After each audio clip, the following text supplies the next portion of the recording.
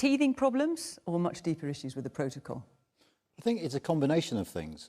It is partly teething problems. Part of the problems we're having at the borders now will be overcome because it's a question of traders learning to use the right forms, learning how to fill them in and things like that.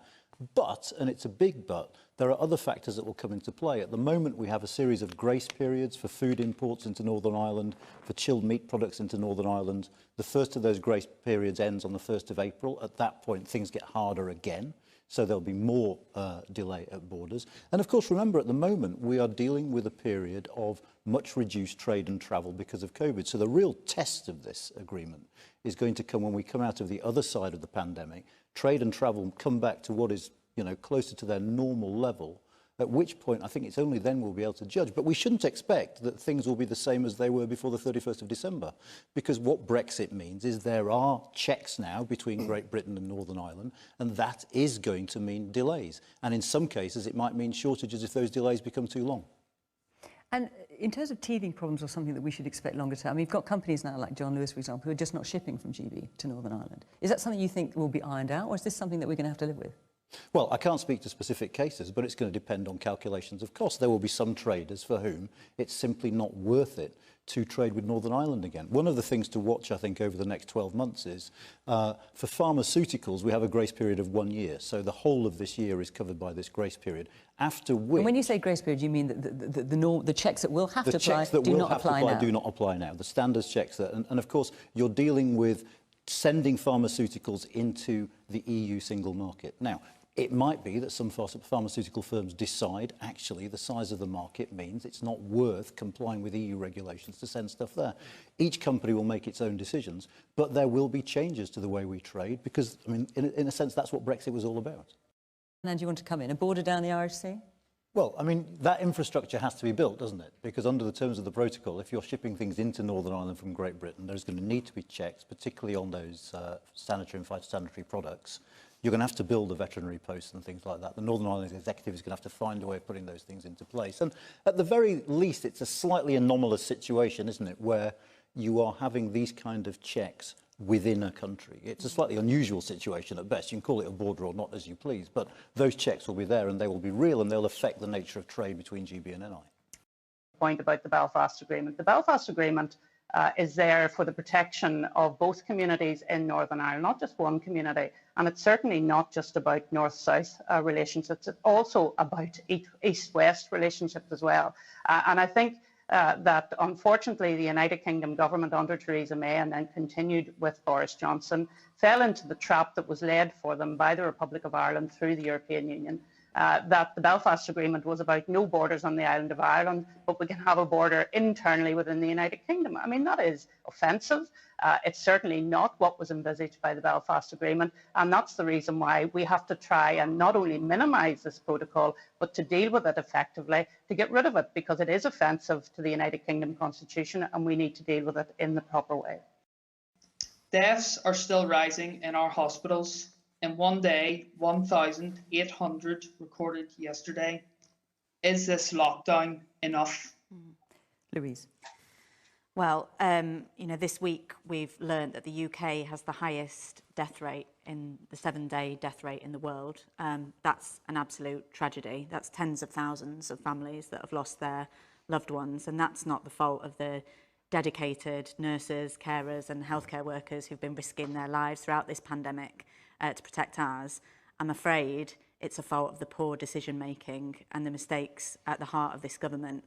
10 months ago, I came on this programme, Fiona, and I said that if the government didn't take action to increase statutory sick pay and make sure that people could afford to self-isolate, then they would live to regret it and we would live to regret it as well. 10 months later, their advisors are still telling them that self-isolation is not being adhered to because people can't afford it, and they're still not taking action. It's been over a year before testing measures are introduced at the border. The systems that are needed to underpin an effective public health response, like test and trace, are still not effective.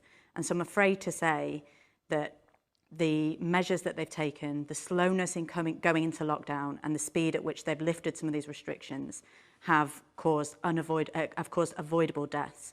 And it was foreseeable, and throughout this pandemic, it's been completely foreseen. Julianne. Yes, I am a frontline health worker. I'm a doctor. I work in the emergency department. And I'd just like to ask the panel about the vaccination schedule for healthcare workers. We have received the Pfizer vaccine, the first dose, but our second doses have been delayed for 10 weeks, which is against the manufacturer of Pfizer's guidelines. And recent evidence, and you talk about following the evidence, is that it would be safer for us to have the vaccine as it was designed and have the second dose at 3 weeks. Can you ensure that we're actually going to get a second dose? Because as frontline health workers, we feel as if we need to be protected as well. To Julianne's question, who's working in the emergency department. Michelle or Arlene, it could be either. Arlene, I'll start with you just for this one. Michelle, I'll come to you shortly. Okay. Can you guarantee that Julianne is going to get her second dose, and when will she get it?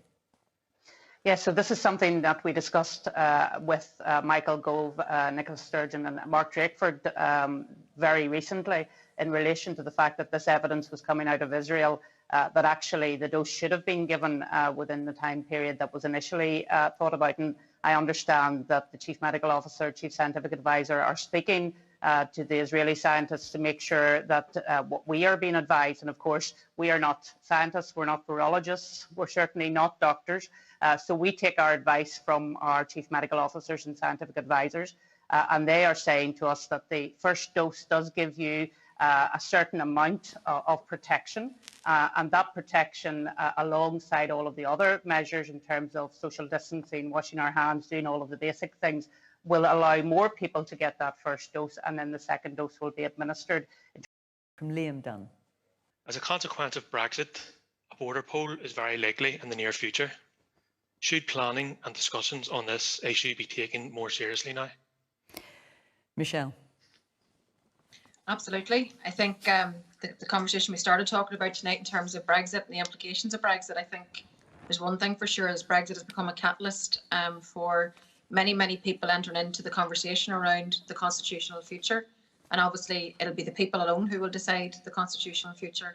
But certainly I think one of the things that has made the issue even more topical is the fact that the EU have said in the event of a successful unity referendum that the North automatically would go back into the EU with the rest of Ireland. And I think that becomes a stark question for many people now to consider: do you wish to be part of that sort of narrow English inward-looking Brexit Britain, or do you wish to be part of something better, which is inclusive, which is outward-looking, and is within the EU in terms of Ireland? So I think that there is a conversation now that needs to be had, and we need to not fall into the same traps or as actually happened in terms of the Brexit debate, where there was a lot of misinformation, there was a lot of false information. Of course, there was a lot of information that wasn't there for people to consider and make the right choice. So my position is certainly that now is the time to plan. Now is the time to have the conversation. No one's anything to fear from the conversation. And certainly I don't see any contradiction in being in the Assembly, being a joint leader with Arlene in the executive, whilst also initiating and being part of the conversation around constitutional change, which is what's inbuilt in the Good Friday Agreement. It's, as I said, it's a principle of consent. It'll be the people that will decide. So I think the conversation is now an unstoppable conversation. So let us all enter it with their own standpoint. It will all come with their own view. Arlene will argue the merits of the union. I'll argue the merits of uniting Ireland. And I think that this is a conversation now that, as I said, is unstoppable. And I've described this as the decade of opportunity. And I see George Osborne's talking about the opportunity in the time ahead. And I think that even Arlene's colleagues, one of the MPs actually joined in the course with Peter Robinson, the former leader of the DUP, who talked about now is the time for entering into this conversation. James. Yeah, Brandon, it was last week that you actually refused to outline the criteria that needs to be met for a border poll. Can you explain what evidence brought you to that conclusion? Okay. Louise, do you want to answer this question before I come back to Arlene and Deborah? Well, I think it's quite important to set the context for this question and what the last 5 years have done to the debate in Northern Ireland, because there's no point denying that it's not been a difficult and precarious time for Northern Ireland and I would say for unionism. Huge debates about the future of Northern Ireland have been had in Westminster, and I think a lot of people in Northern Ireland would feel that they are treated as an afterthought in Westminster at times, and at worst, a political football. And where does Labour stand in terms of a referendum on a united Ireland? I mean, first and foremost, we hold, as the co-signatories to the Belfast Good Friday Agreement, we hold the principles that they contained as absolutely sacrosanct. And as Michelle said, that is the principle of consent, and it is for the people of Northern Ireland to determine their own constitutional future. But, the Belfast Good Friday Agreement also held that whatever your equally legitimate aspirations, whether they be to a united Ireland or to remain in the Union, that it is in all our responsibilities to drive progress in the here and now. And I think what I heard Leslie saying was that she wanted to see good government and good progress in the here and now, and driving change for people in Northern Ireland. My hero, Mo Mowlam, always said it was the real lives of people that needed changing, and that prosperity process would secure and determine the peace process into the future. And so I think all of us, the British government, the Northern Ireland Executive, and our other co-guarantors to the Belfast Good Friday Agreement, the Republic of Ireland, have a duty to secure that peace into the future and the prosperity. I know the last 5 years have frayed the bonds of the Union and frayed the bonds of the Good Friday Agreement, and I would just appeal to everyone who has a stake in Northern Ireland's future to rededicate themselves to finally implementing that Belfast Good Friday Agreement. Anand, as a consequence of Brexit, a border poll is likely in the future. That's what Liam is saying. I think we have to accept the fact that the Brexit process has led to a significant rethink of the UK Union, not just in Northern Ireland. You see the same process happening in Scotland. And so that just seems to be the reality at the moment. But for me, the priority at the moment is, yes, obviously people should plan, because we're living in a very uncertain time where public opinion seems to be very, very volatile. But the priority surely at the moment is to make the protocol work. We are where we are. We have a new settlement for Northern Ireland that involves these very complicated arrangements. And whilst it is obviously perfectly legitimate to think about the future, I would hate it if because of that we lost sight of the present and didn't take this opportunity to make that protocol work as effectively as it can. And when you hear businesses, and not all businesses, I hasten to add, when you hear businesses talking about the reams of paperwork, saying it needs a kind of full-time admin job just to deal with this new paperwork much more than they had before, do you feel, from your knowledge of the Brexit process, that actually that is something that we'll be able to put behind us and will just get sorted out? Or will it continue to be a thorn in the side of some companies? It will vary on the firms. Some firms will get used to the paperwork, deal with it, absorb the additional costs and keep on trading. Other firms, you think about the small businesses we heard about before, might struggle more because of the administrative load that's placed upon them. We shouldn't kid ourselves that Brexit means that trade will continue as it did before. It won't. It will change, and it might change in some quite profound ways. That doesn't mean that the protocol can't be made to work for Northern Ireland. It means that government and businesses need to work together to ensure that it functions as well as it possibly can. Now is the time to enter into the conversation. I would just differ respectfully with Anand in this point.